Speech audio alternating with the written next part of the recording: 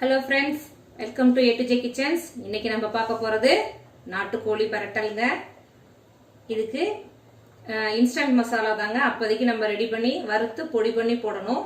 இதுக்கு என்னென்ன ஃபர்ஸ்ட் தேவையான பொருள்னு பார்த்துக்கலாம். அதுக்கு முன்னாடி நம்ம சேனலை சப்ஸ்கிரைப் பண்ணாதவங்க ப்ளீஸ் சப்ஸ்கிரைப் பண்ணிடுங்க. நான் என்னென்ன பொருள் தேவைன்னு சொல்லிடுறேன். நான் நாட்டுக்கோழி 2 கிலோ எடுத்திருக்கேங்க. 2 கிலோ நாட்டுக்கோழி. மல்லி வந்து 100 மல்லி எடுத்துக்கணுங்க. மிளகு வந்து 3 டேபிள் ஸ்பூன் போதும், காரத்துக்கு தகுந்தங்கிறதுனால. ஜீரகம் வந்து அதுவும் 3 டேபிள் ஸ்பூன் போதும். சோம்பு சீரகம் எவ்வளோ எடுக்கிறோமோ அதே அளவு தாங்க சோம்பு எடுக்கணும். தனி மிளகாத்தூள், சின்ன வெங்காயம் உரிச்சு வச்சிருக்கேன், இஞ்சி பூண்டு அதுவும் உரிச்சு கட் பண்ணி வச்சிருக்கேன், உப்பு, தக்காளி. இதுதாங்க இதுக்கு தேவையான பொருள். இதுக்கு வந்து நம்ம இன்ஸ்டண்டா மசாலா வந்து வறுத்து பொடி பண்ணி போடுவோம். இப்போ காட்டுறேன். இதுக்கு இப்போ என்னென்ன போட்டு வறுக்கலான்னு பார்த்துறேன். எல்லாமே ட்ரை ரோஸ்ட் தாங்க, எண்ணெய் ஊற்ற வேண்டாம். ஸ்பூனோட அளவு பார்த்துக்கோங்க. இந்த ஸ்பூனில் தான் எடுக்கிறேன்.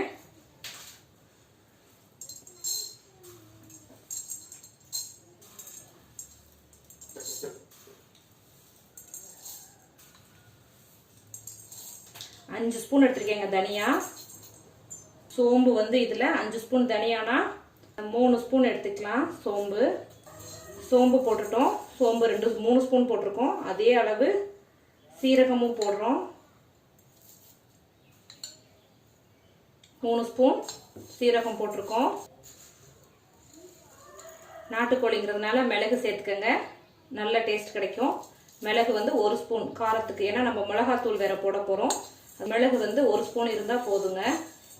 இதை வந்து நல்லா ட்ரை ரோஸ்ட் பண்ணிக்கணும். கூட அந்த பட்டை 2 ஏலக்காங்க. இதை வந்து நல்லா ட்ரையாக ரோஸ்ட் பண்ணிவிட்டு மிக்சியில் நல்லா பொடி பண்ணிக்கணுங்க. வீட்லேயே நீங்கள் இன்ஸ்டண்ட்டாக அரைச்சி ட்ரை பண்ணுங்கள், ரொம்ப நல்லா வருங்க நாட்டுக்கோழி. பாருங்கள், இது மாதிரி நல்லா பொரிஞ்சிருச்சுங்க. சடன்னு சத்தம் கேட்கும் பாருங்கள், அதுதான் ஃபைனல் ஸ்டேஜ். அப்போ நீங்கள் அடுப்பை ஆஃப் பண்ணிடுங்க. நல்லா இதை ஆற விட்டு பொடி பண்ணி வச்சுக்கணுங்க. இதுதாங்க நம்ம நாட்டுக்கோழி கிரேவிக்கான பொடி ரெடி ஆயிடுச்சுங்க. இதை ஆற விட்டு நம்ம நல்லா பொடி பண்ணி உங்கள்கிட்ட காட்டுறேன் மிக்சியில் எப்படி பொடி பண்ணுறதுன்னு. ஃபஸ்ட்டு பொடி பண்ணுறது மட்டும் இதில் பொடி பண்ணியிருக்கேன். இப்போ பாருங்கள், எல்லாத்தையும் அப்படியே ஜாருக்கு மாற்ற போகிறேன். நல்லா வெங்காயம் எவ்வளோ எடுக்கிறீங்களோ அவ்வளோ நல்லா இருக்குங்க, டேஸ்ட்டாக இருக்கும் டிஷ்ஷு. சின்ன வெங்காயம் ஒரு பவுல் நிறையா போட்டிருக்கேன். இது ரெண்டும் சேர்ந்து அது அளவு. இப்போ சின்ன வெங்காயம் 100 எடுத்திங்கன்னா 50 பூண்டு 50 இஞ்சி, இது ரெண்டும் சேர்ந்து ஒரு பவுலுங்க போட்டாச்சு. இப்போ நம்ம ரோஸ்ட் பண்ணி வச்சுருக்க பவுடரையும் அதில் போட்டுறோம்.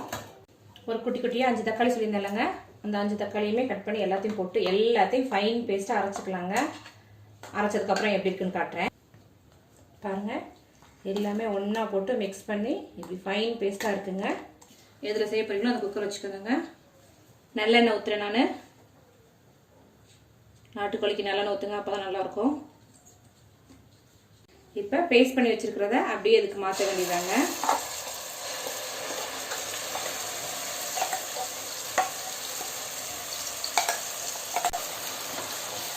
இது நல்லா எண்ணெயில் வேகணுங்க. ஏற்கனவே நம்ம ரோஸ்ட் பண்ணி வச்சதுனால ரொம்ப நேரம் இது பண்ணிட்டு இருக்க தேவையில்லை. பாருங்கள், இதுதான் நம்ம கிரேவிக்கு கிடைக்க போகிற பேஸ்ட்டு. இதை நான் ஃபஸ்ட்டு நம்ம நல்லா வேக வச்சிட்டோம்னா அதுக்கப்புறம் மிளகாத்தூள் வந்து நம்ம மிளகு 1 ஸ்பூன் தான் போட்டிருக்கோம்.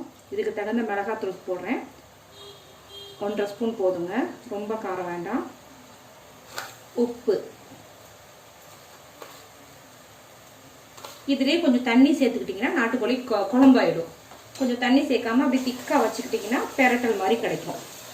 அவ்வளோதாங்க. இதுதான் நம்ம எல்லா மசாலா தூள்லையும் பேக்கெட் மசாலா இருக்கிற மசாலா எல்லாமே நான் உங்களுக்கு ராவாக எடுத்து வறுத்து காமிச்சிருக்கேன். பீசஸ் சேர்த்துக்கலாங்க. செம்ம ஸ்மெல்லு வருதுங்க, அட்டகாசமாக இருக்குது. நம்ம வீட்டை விட பக்கத்து இருக்கிறவங்களுக்கு தான் ஸ்மெல் நல்லா போகும்.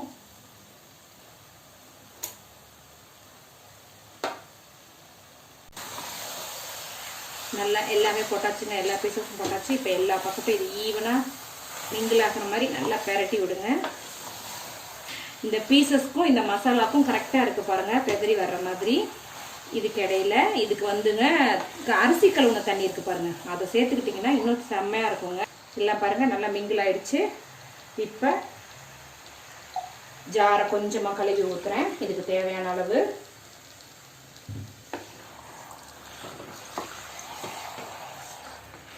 இன்னும் கொஞ்சம் தண்ணி கூட ஊற்றலாம். உங்களுக்கே பெரட்டி விட்டால் தெரியும்.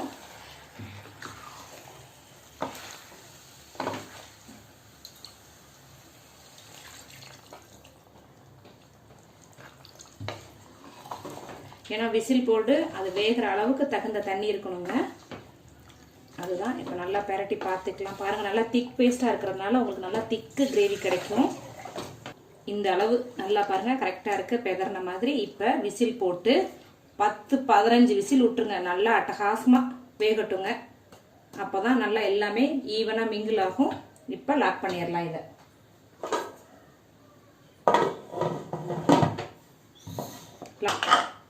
லாக் பண்ணியாச்சுங்க. இப்போ இது விசில் போனதுக்கப்புறம் ஓப்பன் பண்ணி காட்டுறேன் எப்படி இருக்குன்ட்டு. இப்போ விசில் போயிடுச்சுங்க. இப்போ நம்ம ஓப்பன் பண்ணி பார்க்கலாம் எப்படி இருக்குன்ட்டு.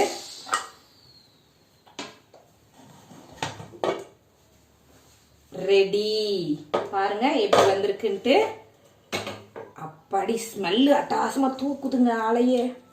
இது இன்னும் கொஞ்ச நேரத்தில் அதுவாகவே திக்காயிக்கும். நீங்கள் கொஞ்ச நேரம் அதுக்கு மீறி ரொம்ப திக்காக பெரட்டல் மாதிரி வேணும்னு நினச்சிங்கன்னா இன்னும் கொஞ்ச நேரம் அடுப்பில் வச்சு பெரட்டினீங்கன்னா திக்கான பேஸ்ட் மாதிரி வந்துடும். நாட்டுக்கோழி பெரட்டல் தயார். இப்போ இதில் மல்லித்தலை போட்டுட்டு இறக்குனா வேலை முடிஞ்சுதுங்க. தேங்க்ஸ் ஃபார் வாட்சிங் திஸ் வீடியோ.